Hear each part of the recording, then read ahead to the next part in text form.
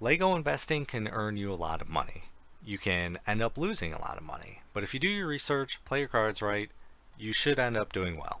So I have been investing for the last year, and overall, I've made more money investing in Legos than I do with stocks. Just because of the amount of money that I have, which is not much, I am ultimately doing better with Legos. So I'm going to keep doing this until the well dries up. So these are my top 5 retiring sets, so let's dive into it. Number 5 is the Boba Fett helmet. So a lot of people are going to disagree with this, but I personally love Boba Fett. Everyone else loves Boba Fett. Yes, this is an extremely hoarded helmet, but you have to look at it. People want to complete their set. So this is a set that I'm going to sell locally and not deal with eBay until maybe a couple years until we start seeing some decent returns. But within the first year selling locally, I am probably going to guess I should earn $30 to $40 selling this helmet, and that'll be a good return for me, in my opinion. So number 4 on my list is the Fox Dumbledore Phoenix. So I love this set because the price point is $40 and it's small. So shipping this is extremely easy.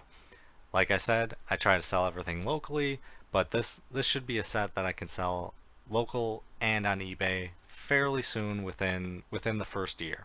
So Target has this for, I think it's $59.99, but if you order from Target.com and Lego, you can get it for $40.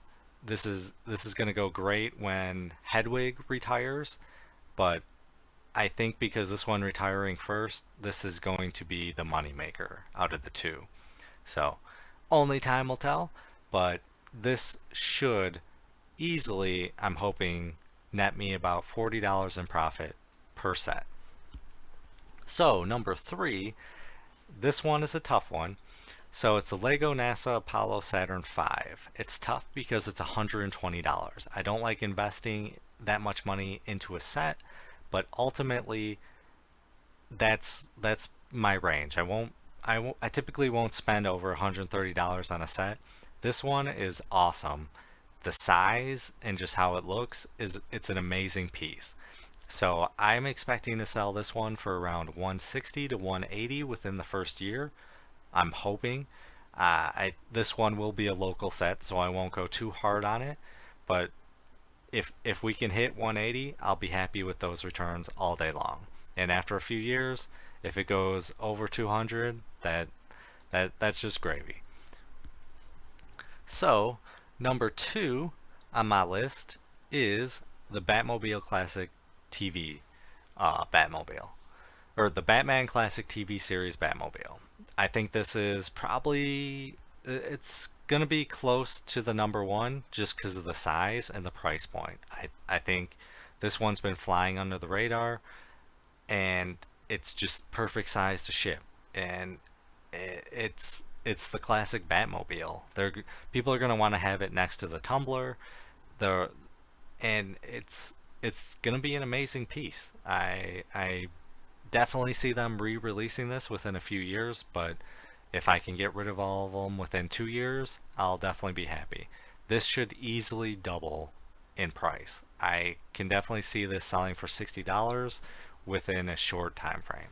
So number 1 on my list is the Demi Gorgon in 11. This is a Stranger Things set, and this is number 1 because it is a Stranger Things set. So we only have one other set, Stranger Things, and ultimately this should sell easily for $50. I am honestly expecting this to hit $100 because not a lot of people know about it. This is only sold at Lego, and the limits are hard for people to build up an inventory in this. So I can definitely see this hitting $50 to $100. Anything more, that would be amazing. Right now I have about 20 of these. I wish I could purchase more, and I'm going to definitely try to, but overall, this is my number 1 on the list. And the size is just perfect to ship. Super cheap. It's $20. Definitely easily double money, double your money. I'll double my money. It's going to be an awesome set in retirement. So let me know your thoughts on this. Have a good one. Video is not financial advice. Any statements made are my views and is for entertainment purposes only and should not be taken as financial advice. Do your own research before making any financial investments.